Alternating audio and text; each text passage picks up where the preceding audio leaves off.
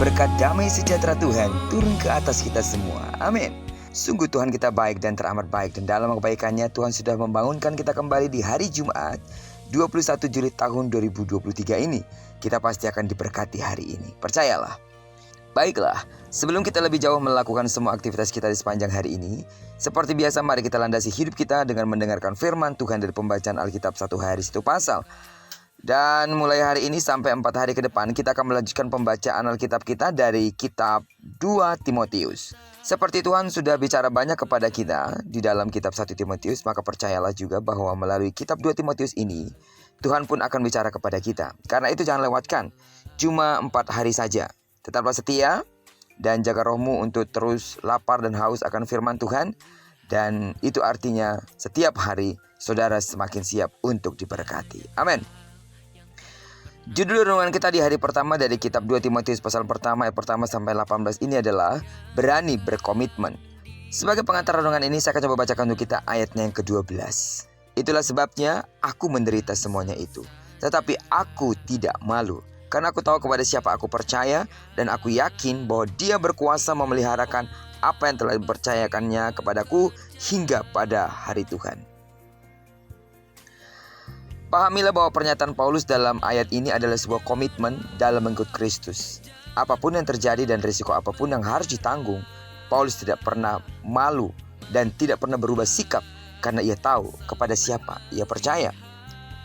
Yang menjadi pertanyaan untuk kita renungkan saat ini adalah, sudah atau beranikah kita mengambil komitmen yang sama saat ini?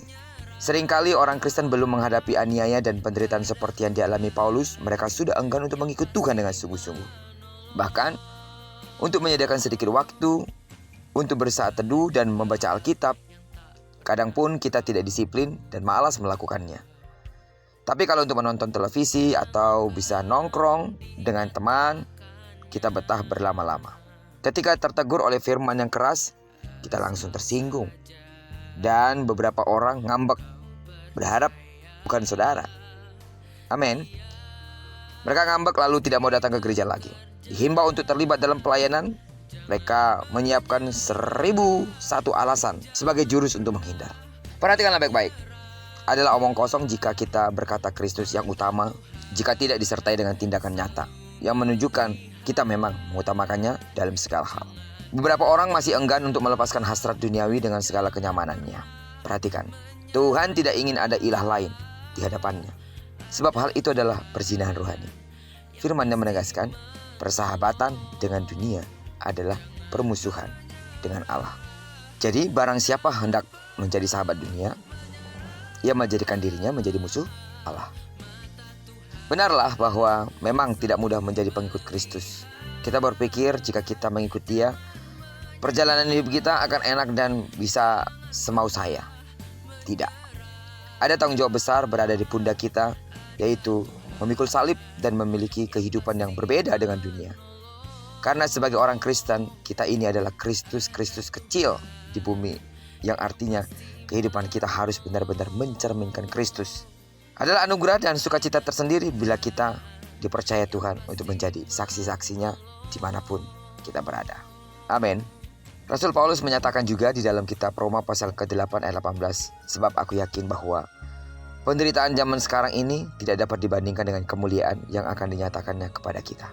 Inilah yang memicu Paulus tetap setia melayani Tuhan di segala keadaan. Ia sangat tahu penderitaan yang dialaminya tidak sebanding dengan kemuliaan yang Tuhan sediakan kelak. Sama dengan kita.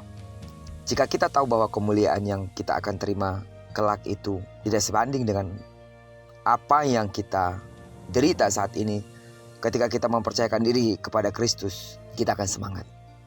Kita akan tetap berpegang teguh kepada komitmen kita untuk setia kepada Tuhan. Percayalah, sidang jemaat Tuhan, saudara dimanapun berada, seperti Tuhan sudah memutuskan untuk mengasihi kita dengan rela mati di kayu salib. Hendaknya kita berlaku hal yang sama. Ketika kita telah menyerahkan diri kita sepenuhnya ke dalam tangan Tuhan dan mempercayakan diri kepadanya, yakinlah Tuhan akan menopang kita untuk melakukan apa yang menjadi komitmen kita. Tidak mudah memang untuk berkomitmen memikul salib dalam kehidupan keseharian. Tapi ada Roh Kudus yang akan memberikan kita kekuatan untuk melakukan semuanya. Amin. Ingat baik, penderitaan memikul salib saat ini tidak akan pernah sebanding dengan kemuliaan yang akan kita terima. Kemuliaan yang besar, kemuliaan yang abadi yang telah disediakannya untuk kita semua. Kiranya perenungan kita pada pagi hari ini menyemangati iman kita terus untuk tetap berpegang teguh pada komitmen kita untuk tetap setia kepada Tuhan apapun yang terjadi. Amin. Diberkatilah kita di sepanjang hari ini, digenapi firman yang telah berjanji bahwa apa yang dikerjakan tangan kanan dan tangan kiri kita dibuatnya berhasil. Amin. Kemanapun kaki kanan dan kaki kiri kita melangkah, karena kita telah mempercayakan diri kita sepenuhnya ke dalam tangan kendali Tuhan, percayalah di sana pasti kemuliaan Tuhan akan dinyatakan.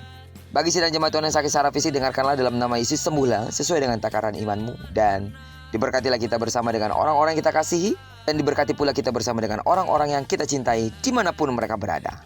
Terpujilah nama Tuhan. Shalom Aleihim. Berkat damai sejahtera Tuhan mengalir atas hidup kita. Amin.